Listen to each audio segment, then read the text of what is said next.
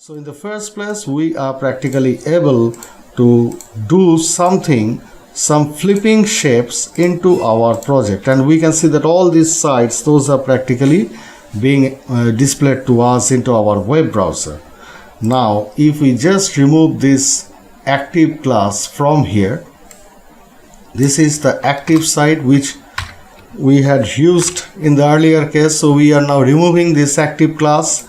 Now if we reload, we can see that nothing is practically been displayed right over here, but on clicking some particular buttons, we can see that it is practically shown. So to avoid this kind of hazard, we need to specify a definite active site, and that is why we are invoking it back right into the place where it should have been. Now if we just press Ctrl S and reload, we can see that this will now happen. Everything is now clearly visible. There's no problem so far.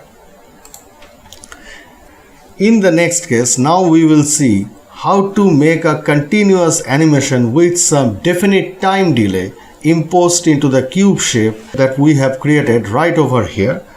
And in that essence, let's head back to our text editor, and in the part of JavaScript initialization where we had practically initialized something, we will be now using something different right over here. So instead of this UI shape directly, we will be copying this part.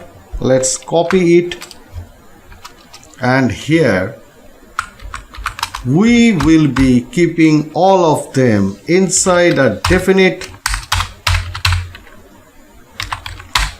function of shape interval. So what shape interval actually does, it practically imposes some kind of intervals between two consecutive actions. So in that particular case, in the first place, as a parameter, we need to define a particular function first, and on the other hand, we need to define the interval time as been specified by the developer. So here for this interval part, we will be using this 3000 millisecond. That means we will be imposing a time delay of 3 seconds for two definite consecutive actions, back-to-back actions. And for this function part, we will be now saying, oh, I'm sorry, this is function, not function. So that is why this problem was shown to us.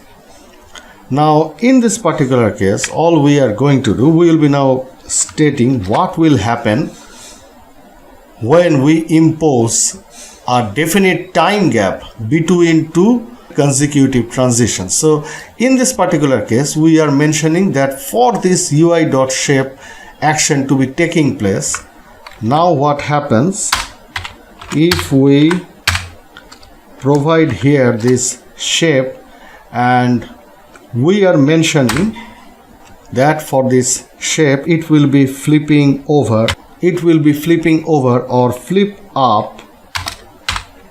For say we are using this cube animation of flip up right over here. So press Ctrl S. Now if we head back to our project and reload, we can see that it practically sets back to its default position, to the active site that we had mentioned. Now if we click right over here, we can see that the animation starts, but for each definite animation there is a particular of 3 seconds gap between each consecutive transitions, and the process is practically non-stop. This box is now transiting in an accordance with a delay of 3 seconds for each transitions. Can we see this? There it goes.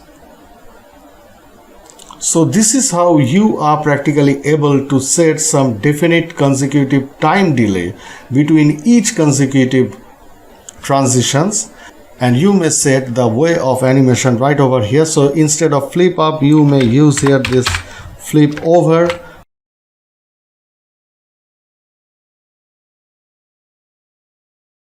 and we can see that the animation is taking place. It is now changing its sides in an accordance to the action of flip over. So this is how you may create something.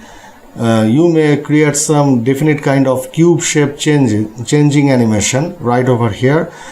So that's it for today's tutorial. Hope you guys have liked this tutorial. If you guys have liked this tutorial, then do not hesitate to hit that red subscribe button down below. Hope to see you guys in our next tutorial. Till then, bye.